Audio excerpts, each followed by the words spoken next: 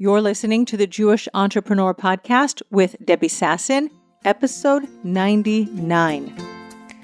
Welcome to the Jewish Entrepreneur Podcast. I'm your host, Debbie Sasson.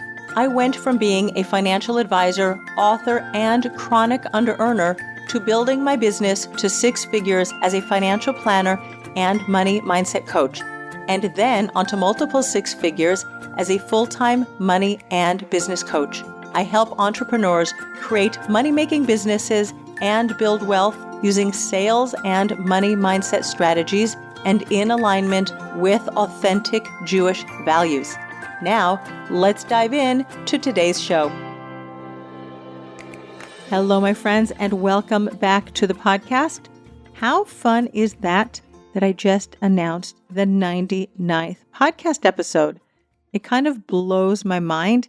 And next week, it will be the 100th episode. I want to make sure that you are subscribed to the podcast, that you are getting notifications, because I'm going to have a special fun announcement on the episode next week, and you want to be there. So if you haven't yet subscribed, go to your favorite podcast app. It can be iTunes, Spotify, Google Podcasts, wherever you get your listening pleasure, and make sure that you subscribe because you want to be with me next week. In the meantime, as I record this podcast, it is just a few days before the holiday of Sukkot, and of course, it is going to be broadcast during the week of Sukkot, and it is a time of joy, a time of simcha, we say, when we have just completed the 10 days of repentance, returning to God through the holidays of Rosh Hashanah and Yom Kippur. And now we leave our homes and we dwell in our sukkahs, in our booths, for a full week. And we live, as it were, under the clouds of glory that accompanied us in the desert when we left Egypt. And the sukkah represents God's protection over us at all times. It's a temporary structure, and we leave our comforts, our creature comforts of our homes, and we eat and we sleep and we play games inside the sukkah. We actually have like 3 big air conditioning units that we put in our sukkah because it can get very hot in Israel, even during the late September and sometimes early October days of Sukkot. So we want to make sure that it is very pleasant in our sukkah, and we put up beautiful decorations, and it's a joyous time to be had for the whole holiday. One of the special customs that we have during the holiday of Sukkot is taking the 4 species, which are the lulav, the etrog, the hadas, and the aravot. And we join them all together and we shake them in 6 directions. It's a very unique custom to this holiday, and what it represents, there are different ways of understanding what the 4 species are, but one of them is that they represent 4 different types of people, and another way is they represent 4 different parts of your body. And I'm going to go with that metaphor for this podcast episode, is that the lulav is straight, it represents your spine, the etrog represents your heart, the hadas are your eyes, and the aravot are your lips. And I want to speak specifically about the etrog, which in English I think is translated as a citron.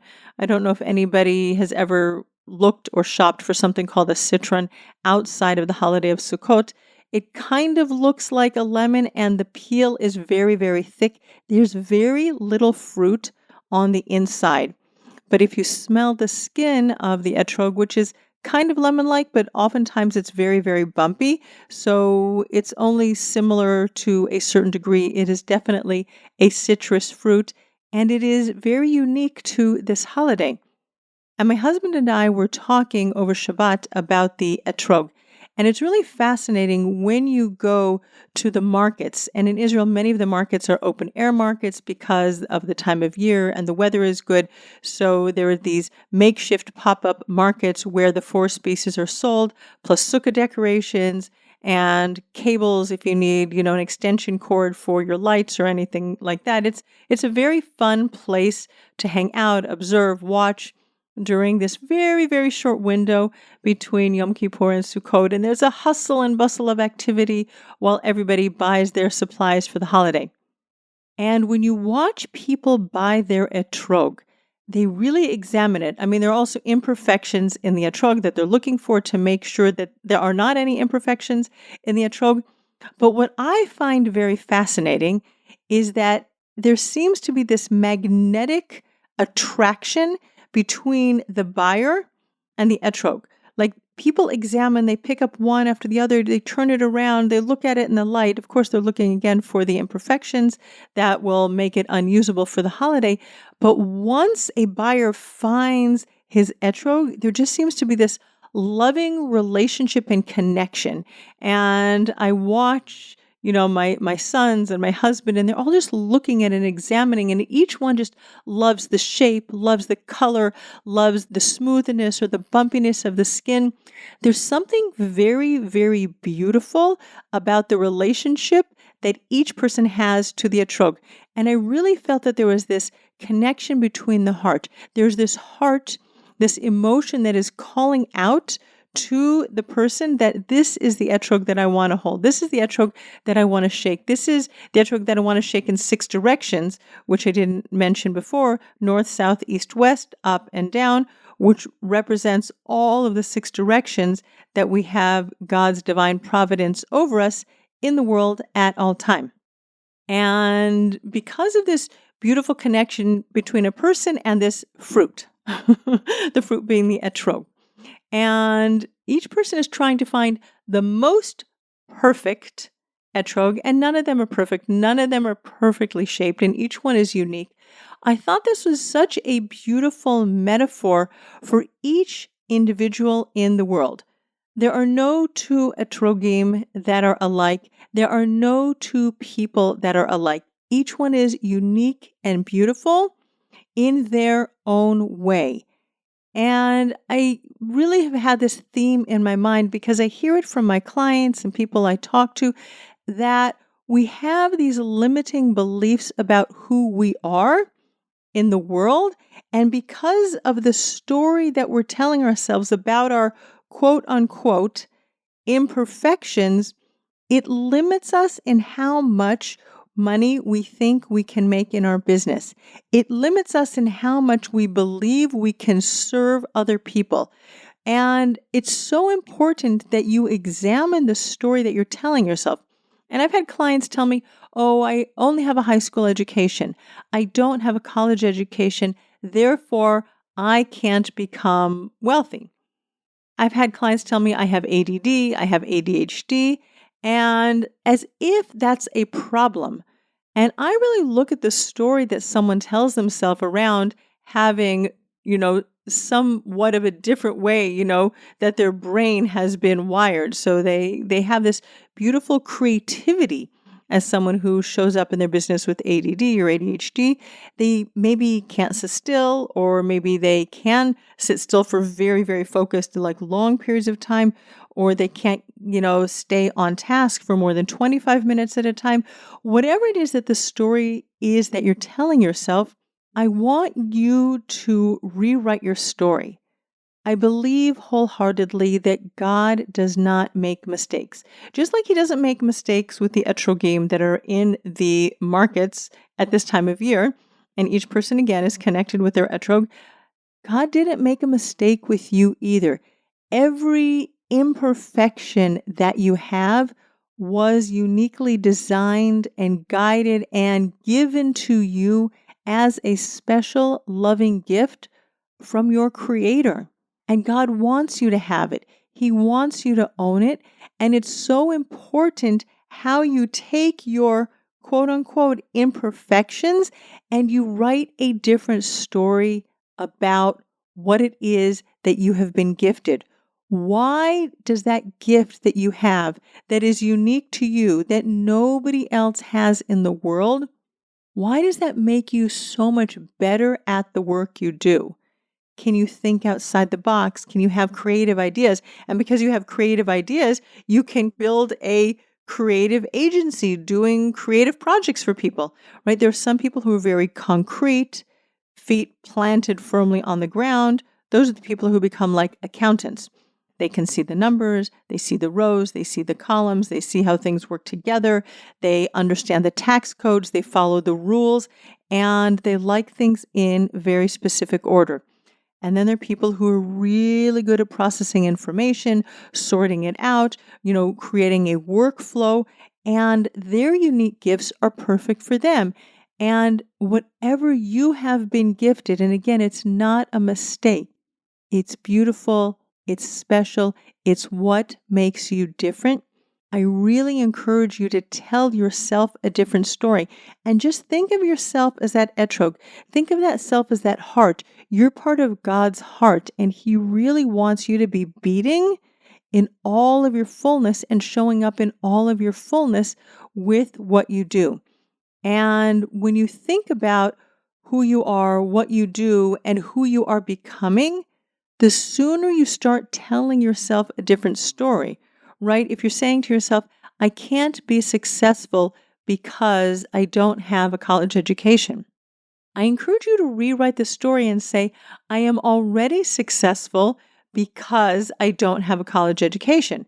Now, that might be a little bit mind-blowing, but some people left school at 17 or 18 and they used that time in their life rather than sitting in a bunch of boring classes that they had to, check off of a checklist because there were requirements in order to get their bachelor's degree. You were getting life experience, whether that life experience was working in jobs, it could have been in low-paid blue-collar jobs or retail jobs. You might have started a family early. And just think about running a family. It's like you being the CEO of your home, of your life, of your business. I sometimes say I'm the CEO of the Sasson Orphanage. Without me, this orphanage wouldn't run. Whatever you were doing, if you didn't have a college education, you were gaining life experience that you can now apply in your business. If you are a creative person who can't sit still at a desk, right? And a lot of people like that, or they're running outside, they're doing different projects, maybe, people who are in video, so they get to be up, they get to move, they get to run around. They're very, very creative, and they're just not meant to sit at a desk. And isn't that beautiful that we have people in the world who like to run and move and get things done? And that's the story that I want you to tell yourself. Because the moment you start telling yourself, I'm successful because, not I'll be successful when, but I am successful because, you collapse time between where you are today and where you're going. Because you start sort of brainwashing yourself.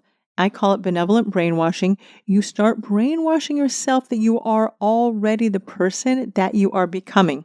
I'm successful because, I can say I'm successful because I worked on Wall Street and I had great experience working in high finance, working with lots of numbers, understanding debt, not believing that debt is a problem ever, for companies because they use it for their cash flow. They use it to finance future operations. And that was the gift that I was given. And I can also tell the story that my unique gifts were created exactly at the time that my dad was made redundant and there wasn't any money to send me to summer camp. And because of my determination and my go-get-'em attitude, I went and I cleaned houses and I cleaned toilets and I rode my bicycle all over, West LA in order to have jobs to make money. And that resilience that I build up is also working for me, is also serving me in my business. And so those are the things that I want you to look for in your life, in your business, in your story, in your history. And really, who are you in all the glory of your imperfections? And when you own all of your beauty, all of your gifts, everything, just like there's that one owner who's going to own that one beautiful etrog, that heart, and hold it so dear to them during the week of Sukkot, I want you to take all of who you are and make it that beautiful etrog with the bumps, with the thick skin, with the teeny bit of fruit, maybe with the top just a little bit skew, but the beautiful smell of the etrog, and hold it in your heart and tell yourself that story of who you are becoming, and go out into the world and make a lot of money serving your people. And when you make more money, you take better care of yourself. You're a resourced woman who is eating well, sleeping well, taking care of herself beautifully. She has more to give others, right? You're filling your cup and then you're able to pour out more to others. And it's so, so critically important, especially for women in our generation. We have full plates with our families, our kids, our spouses, our carpools, our businesses, our parents, right? We have very full plates. Tell yourself a different story, raise your prices, make more money, and enjoy the joyfulness, the simcha of the holiday that is Sukkot right now as you're listening to the podcast. And I wish you a Chag Sameach. This is a time of joy, a special time of joy, and I want it to be joyful for you too. And I really look forward to you joining me next week on the podcast. It is episode 100. There's going to be a special announcement, so make sure you tune in, and I will see you then. Bye, my friends. Thanks for listening to the Jewish Entrepreneur Podcast. If you want to stop underselling and under-earning and close more sales, you need to clear the limiting money beliefs that are sabotaging your business growth. Head on over to debbiesasson.com/mindset and download my free Money Mindset Workbook. Uncover and dissolve money blocks like hundreds of other entrepreneurs who are now building 6, multi-6, and 7-figure businesses and creating true financial freedom.